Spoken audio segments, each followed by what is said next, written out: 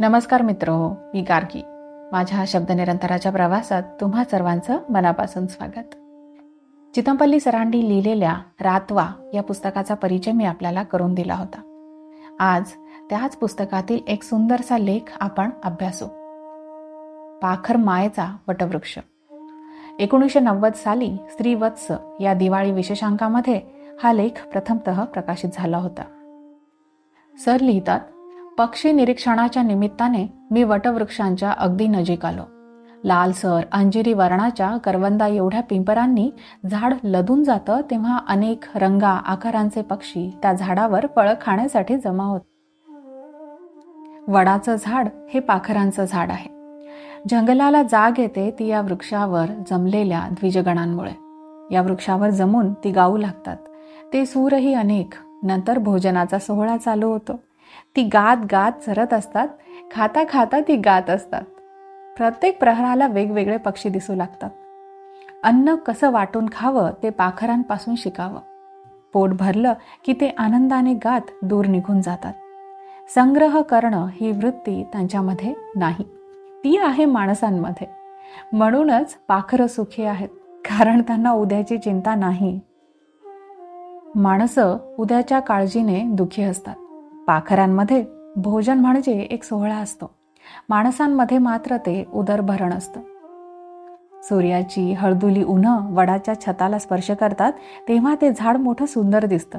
त्याच्या फांद्या फांद्यांमधून सोनेरी किरणं दिसतात. चांगली उन्हं पडली की हरोळ्या जवळच असलेल्या सुकलेल्या फांद्यांवर उन्हं खाताना दिसतात. मला ह्या रानवट पाखरांच्या थव्याकडे पाहून नेहमी एका गोष्टीचा आश्चर्य वाटत आला आहे. थव्यातील सर्व हरोळ्या एकसारख्या रंगाच्या व आकाराच्या दिसत. जणू निसर्गाने त्यांना एकाच साच्यामध्ये घडवलं आहे. कोणाची पिसं झडली आहेत, कोणाचा पंख तुटला आहे, कोणाचा एखादा अवयव दुखावला आहे, तर एखादी कोणी आजारी आहे. अशा प्रकारचा अनुभव मला हरोळ्यांविषयी कधीच आला नाही. पंखांचा झपझप आवाज करीत 3-4 राखी रंगाच्या धनचिड्या एखाद्या बाणाप्रमाणे झाडावर प्रवेश करतात आणि अधाशीपणाने पिकली फळं गिळू लागतात. त्या फळं खाऊ लागल्या की एखाद्या विदूषकासारख्या दिसतात. मध्येच आभाळातून पाचूचा हिरवा कंठा ओघळावा तसे जंगलातील हिरवे रावे एक सुंदर गिरकी घेऊन वडाच्या पानांमध्ये गडप होतात. किर किर करीत ती फळं खाऊ लागतात. जितकी फळं खातात तितकीच खाली पाडून नष्टही करतात. पानोळ्यांच्या अंधारात एखादी ज्योत प्रकाशावी तशी हरिद्र पक्ष्यांची पिवळी जर्द जोडी चमकून एखाद्या विजेसारखी वृक्षांच्या ढगामध्ये गडप होते. पीटपीट करणारे बुलबुल, पानाड न दिसणारे हिरवे बुलबुल, मैना कधीच गप्प बसत नाहीत. त्या एकसारख्या कुलू कुलू करीतच असतात. झाडावर नुसतीच फळं असतात असं नव्हे, त्या फळावर जगणारे कीटकही असतात. कीटक खाण्याकरिता नाचरे पक्षी जमतात.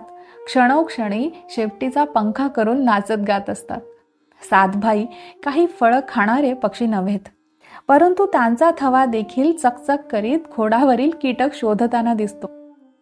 बुंध्याला सापाप्रमाणे वळण घेत लपेटलेल्या मुळ्यांमुळे खाचा आणि कप्पी निर्माण होतात. अशा खाचांमधून सोनपाठी सुतार कीटक टिपताना दिसतो. तो वरवर पायांनी सरकत जातो. उन्हं वाढू लागतात तशी पाखरांची वर्दळ कमी होते. हरोळ्या त्या पानोळ्यातच डोळे मिटून बसलेले असतात. रावे दूर निघून जातात. भर दुपारच्या वेळी तिथल्या ढोलीतील तांबट टोंक टोंक या आवाजाने तिथल्या शांततेवर चिरा उमटवित असतात. फेब्रुवारी मार्चमध्ये पळस मैनांचं भारतात आगमन होतं. त्यांचे थवेच्या थवे वडाच्या आसमंतात उडू लागतात. त्या चरू लागतात. गुलाबी रंगांच्या या सुंदर मैना एक क्षणभर देखील स्थिर नसतात. त्यांच्या आगमनाच्या रूपाने वटवृक्ष जणू गाऊ लागतो. रात्री त्यांचे थवे वडावरच आश्रयाला राहतात. वटवृक्ष वाघुळांचं आश्रयस्थान आहे. म्हणूनच वाघुळांना वटवाघूळ असं म्हटलं जातं. ज्या झाडावर वाघुळं असतात त्या झाडावर इतर पक्षी चरावयास जात नाहीत. खारी एवढ्या धिटुकल्या परंतु त्या देखील वाघुळांपासून 4 हात दूरच राहतात. दिवसभर वृक्षाला ती एखाद्या फळासारखी लोंबत असतात. सायंकाळ होताच वटवाघुळं उडत उडत दूरवर चरायला जातात आणि पहाटेच्या वेळी परत येतात. वाघोळांच्या तोंडून खाली पडलेल्या चोथ्यातील वडाचं बी पेरलं तर त्यापासून खूप रोपं मिळतात. वानर आणि माकडांना ही पिकलेली पिंपरं खूप आवडतात, पण खाण्यापेक्षा ती नासधूस अधिक करीत असतात. मात्र ती फळं वाया गेली असं म्हणता येत नाही, कारण रात्रीच्या वेळी जंगलातील ही फळं सांबर, चितळ, भेकर, चौसिंगा आणि नीलगाई आवडीने खातात. पूर्वी गावाच्या आजूबाजूला शिवेवर, नदीकाठी, देवळासमोर, घाटावर आणि बाजारपेठेत वडाची झाडं आवर्जून लावली जात. त्यामुळे वानरं आणि माकडांना त्यापासून भरपूर खाद्य मिळे. म्हणूनच ती कधी शेतीचं नुकसान करीत नसत, गावामध्ये येऊन धुमाकूळ माजवीत नसत. परंतु पुरातन झाडं नाहीशी झाली तशी आपण नवीन वाढविली नाहीत. त्यामुळे आता वानरं माकडं शेतीचं नुकसान करू लागली आहेत आणि धुमाकूळ माजवीत गावामध्ये आसऱ्याला राहू लागली आहेत. वटवृक्ष केवळ पशुपक्ष्यांनाच अन्न देतो असं नाही, तर घरट्यासाठी आधारही देतो. वृक्षांना सौंदर्य देणारी सारंगागारं कित्येक वेळा वडाच्या झाडावर असतात. बगळे, पाणकावळे, ढोकरी यांची शेकडो घरटी या झाडावर असतात. भर दुपारी मी वडाच्या सावलीला येई. जमीन थोडीफार साफसूफ करून तिथं बसल्या बसल्या बरोबर आणलेली शिदोरी खात असे. त्यावेळी खारीचा चिक चिक असा आवाज ऐकू येई. शेपटीचा आकडा करून मागच्या 2 पायांवर बैठक मारून पुढच्या पायाचे हात करून ती फळं खाऊ लागे. असाच 1000 पारंब्यांचा वटवृक्ष मेळघाटातील पीरखेडाला पाहिला. त्याला हजारी वड म्हणूनच आदिवासी ओळखत. एखाद्या वडीलधाऱ्या माणसासारखी वडाची झाडं जंगलात ठिकठिकाणी दिसतात. सावलीसाठी उभी असतात अशा वृक्षांचं मला मोठं आकर्षण वाटतं. एखाद्या देवळाकडे जावं तसं त्यांच्या सावलीत मी उभा राहतो. त्या पुरातन वृक्षांना स्पर्श करून मी पुढे चालू लागतो. कित्येकदा सर्पगरुड या वृक्षाखालच्या एका मोठ्या शिळेवर बसलेला असे. त्याची ही नेहमी बसण्याची जागा. तो कधी मोर मारी, तर कधी रानकोंबडी, तर कधी हरोळी. ती घायाळ पाखरं इथं आणून त्यांची पिसं काढून त्यांना साफसूफ करी. जवळच्या एका उंच ऐनाच्या वृक्षावर त्याचं घरटं होतं. त्यात त्याची पिलं वाढत होती. साफसूफ केलेलं ते मृत पाखरू तो पिलाला नेऊन देई. असं दृश्य डिसेंबर जानेवारी महिन्यामध्ये दिसत असे. एरवी ती गरुडाची बसण्याची जागा होती. तिथं बसून तो आपली पिसं साफ करताना दिसे. ऑक्टोबर महिन्याचे ते दिवस. कडक उन्हं पडलेली. वडाखाली पडलेल्या गवत पालापाचोळ्याच्या ढिगाऱ्यातून एक नाग वडाकडे जाताना दिसला. ते तिथे बसलेल्या गरुडाने हेरलं. लगेचच तो त्याच्यावर झेपावला. तोच नाग फणा काढून गरुडावर हल्ला करण्यास सज्ज झाला. दोघांनी युद्धाचा पवित्रा घेतला.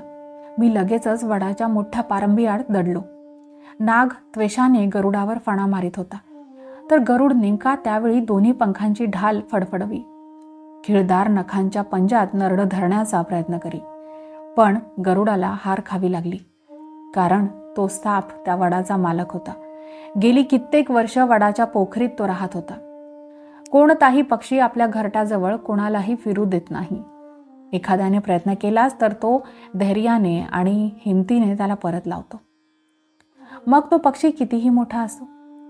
मेळघाटामध्ये बोरी नजीक मोंद्रा या ओसाड गावात वडाचा एक प्रचंड वृक्ष मी पाहिला होता. त्याच्या पारंब्यांचे पुन्हा वृक्ष झाले आहेत. मूळ वडाचं झाड कोणतं हे ओळखणं देखील कठीण आहे. वडाखालची जमीन काळी आहे. ती रानगव्याच्या कळपाने तुडवलेली आहे. त्यात खोलवर रुतलेल्या त्यांच्या पाऊलखुणा स्पष्ट दिसतात. चाऊ नावाचा रानकाढ्या सांगे की दरवर्षी श्रावण महिन्यात रोज 60 ते 70 रानगवे वृक्षाभोवती रिंगण घेतात. त्यांच्या रमदाळीमुळे झाडाभोवती खुरणं तयार झाली आहेत. वटवृक्ष जसा जसा विशाल होतो तसा तसा तो वैभवशाली दिसतो. त्याच्या दूरवर गेलेल्या प्रचंड आडव्या फांद्या, त्यातून खाली आलेल्या पारंब्या इतक्या जून की त्या देखील एखाद्या वृक्षाच्या बुंध्यांसारख्या दिसतात. सरळ सोट मनगटा एवढ्या जाड पूर्ण गोलदंडासारख्या पारंब्या खाली येत असताना दिसतात. काहींनी जमिनीचा आधार घेतलेला असतो, तर काही जमिनीला स्पर्श करण्याची प्रतीक्षा करीत असतात.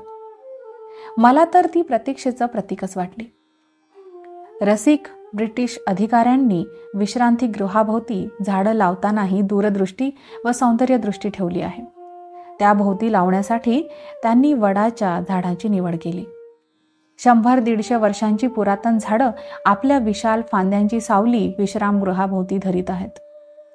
वारा वादळापासून त्या वास्तूचं रक्षण त्या करीत आहेत.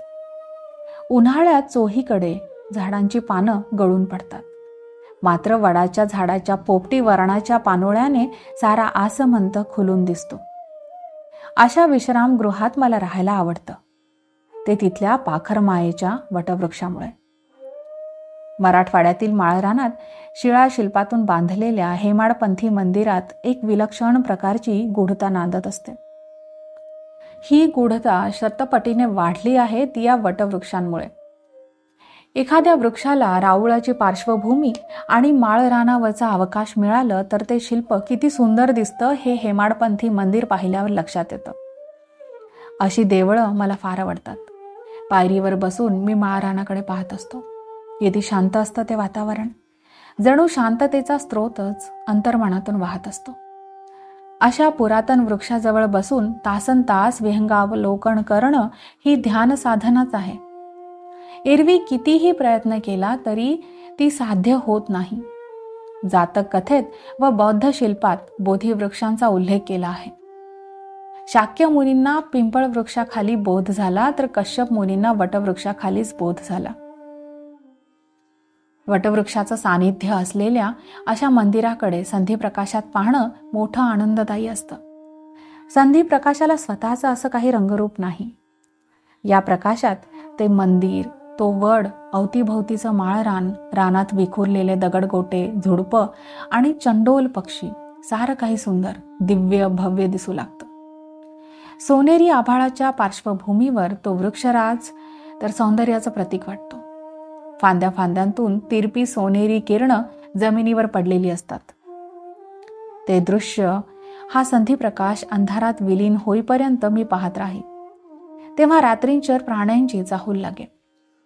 या चाहुलीची सुरुवात घुघ असा आवाज करून हुमाघुबड करून देई. तिथल्या एखाद्या ढोलीतून मसण्या ऊध डोकावे. काळी भोर लांब शेपटी, मुंगुसासारखं तोंड असलेला हा प्राणी अशाच स्थळी राहतो. पशुपक्ष्यांना पाखरमाया देणारा वटवृक्ष प्रेमिकांवरही पाखरमायेचा वर्षाव करीत असल्याचे उल्लेख हाल सातवाहनाच्या गाथा सप्तशतीमध्ये मोठ्या मार्मिकपणे आले आहेत. प्राचीन काळात वडाची झाडं गावाच्या शिवेवर लावीत असत. त्यामुळे प्रेमिकांना साहजिकच तिथं एकांत मिळे. शिवेवरील वडाचं झाड केवळ पक्ष्यांनाच प्रिय नसून ते प्रेमीजनांनाही अतिशय प्रिय आहे. शिवेवरील पुरातन वड उन्मळून पडल्यामुळे स्वैरिणी दुःखित झाल्यात. आपल्या निवासाने सुजन देशाला अलंकृत करतात. त्यांनी त्यागलेला देश उदासवाणा दिसतो. आमच्या गावाचा अलंकार असलेल्या शिवेवरचा मोठा वड उन्मळून पडल्यामुळे आता गाव कसं सौंदर्यविहीन दिसत आहे. वाटसरूने पत्रावळीसाठी पानं तोडली तर आपलं संकेतस्थान नष्ट होईल अशा धास्तीने स्वैरिणीने त्या वडावर पिठाचं पाणी शिंपडलं. जागा स्वच्छ नाही असं पाहून ते दुसरीकडे उतरतील. पोपटांची शरीरं हिरवी व चोची लाल, तशीच वडाची पानं व फळं. वडाजवळ वाटसरू आले तेव्हा त्यांची चाहूल लागताच झाडावरल्या पाना फळांसारख्या दिसणाऱ्या राघूंचा समुदाय उडून गेला व वृक्ष शुष्क झाला. ते पाहताच ते टाळ्या वाजवून हसले. नियोजित संकेतस्थानाजवळ परक्यांचा मुक्काम पडल्यामुळे संकेत रद्द केल्याची सूचना. गावाच्या प्रभूचा स्वभाव कडक आहे. तो असहिष्णू आहे. कोठेही व्याभिचार होऊ नये असा त्याचा कटाक्ष आहे. म्हणून त्याने जागरूक पहारेकरी नेमले आहेत. तरी या वडाच्या कृपेमुळे येथील प्रेमीजन त्यांच्या उपसर्गापासून अलिप्त आहेत. गावच्या शिवेला वटवृक्ष दूरपर्यंत भिडला आहे. गावच्या त्या बाजूला नेहमी जणू कृष्ण पक्षच असतो. दक्ष पहारेकरी कामीजनांच्या पाळतीवर आहेत. तरीही हे वटवृक्षा, तुझ्या कृपेमुळे गावात कोणीही उद्विग्न नाही. मित्रहो, हा लेख सर इथे संपवतात. रातवा या पुस्तकाच्या प्रस्तावनेमध्ये सर लिहितात, पाखर मायेचा वटवृक्ष आणि बांबूंनी माझं भावविश्व व्यापलं आहे. या सर्व माझ्या हिरव्या सोबत्यांनी एखाद्या आशीर्वादासारखं आपलं छत्र माझ्यावर धरलं आहे. संत तुकारामांनी जरी जनवन आम्हा समानची झाले असं म्हटलं असलं तरी जंगलातलं जग भिन्नच आहे. ते विश्व एखाद्या गंधर्व नगरीसारखं आहे. नाहीतर जानकीला वन पाहण्याचे डोहाळे लागले नसते. आश्रमातील वृक्षवल्लरी आणि हरिण शावकांना सोडून जनामध्ये जाणारी शकुंतला एवढी शोकाकुलही झाली नसती. मित्रहो, हा पाखरमाळेचा वटवृक्ष तुम्हाला कसा वाटला हे मला नक्की कळवा. आता मी आपली रजा घेते. आपण लवकरच भेटू एखाद्या छानशा लेखासह किंवा एखाद्या छानशा पुस्तकाच्या परिचयासह. तोपर्यंत आजच्या या लेखावर चिंतन करा आणि भरपूर वाचन करा. धन्यवाद.